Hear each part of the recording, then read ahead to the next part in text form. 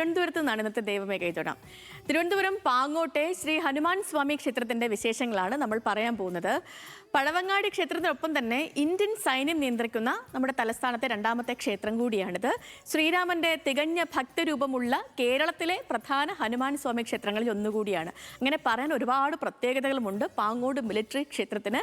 അപ്പോൾ പാങ്ങോട് മിലിറ്ററി ക്ഷേത്രത്തിന്റെ വിശേഷങ്ങൾ കാണാം ഇന്നത്തെ ദൈവമേ കൈതൊടാമിൽ.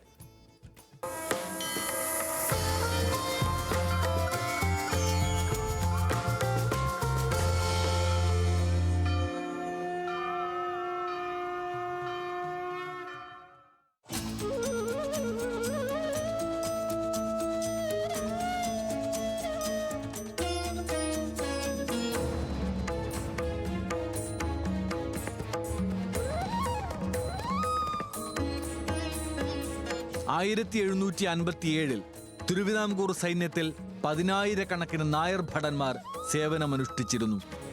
സൈനിക കലാപത്തിന് ശേഷം സൈന്യം പിരിച്ചുവിട്ടെങ്കിലും പിന്നീട് നായർ ബ്രിഗേഡ് രൂപപ്പെട്ടു.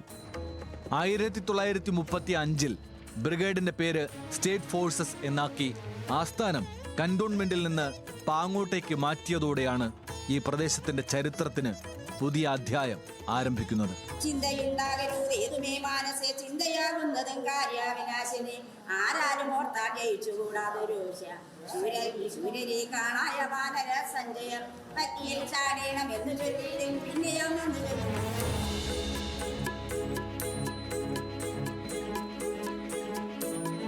പാങ്ങോട്ടെ പുതിയ സൈനിക കേന്ദ്രം നിലവിൽ വന്നതോടെ സൈനികർക്കായി പ്രത്യേക ആരാധനാലയം വേണമെന്ന ആവശ്യം ഉയർന്നു.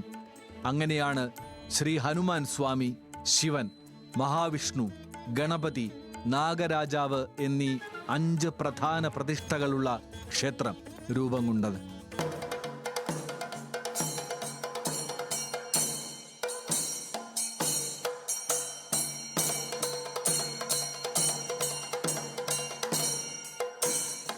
ആയിരത്തി 1836 തമിഴ്നാട് ആലുവാമൊഴിയിൽ നടന്ന നായർ ബ്രിഗേഡിന്റെ വാർഷിക സൈനികാഭ്യാസത്തിനിടെ ലഭിച്ച ശിവവിഗ്രഹമാണ് പാങ്ങോട് പ്രതിഷ്ഠിച്ചത്.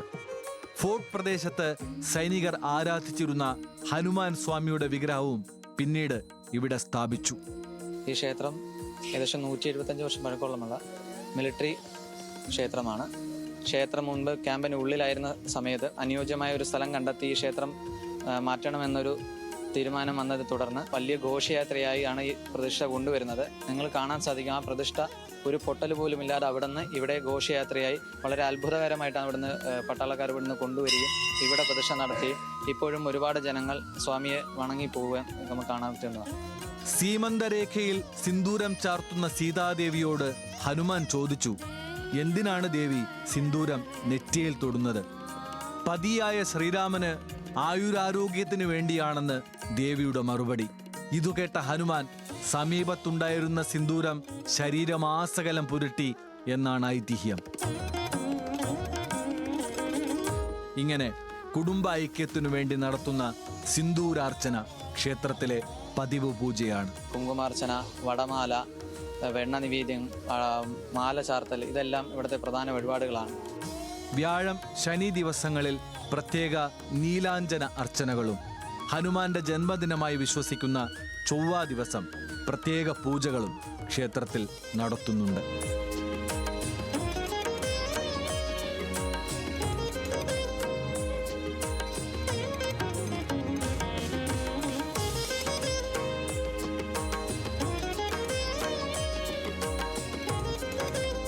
ന്യൂസ് മലയാളം, തിരുവനന്തപുരം.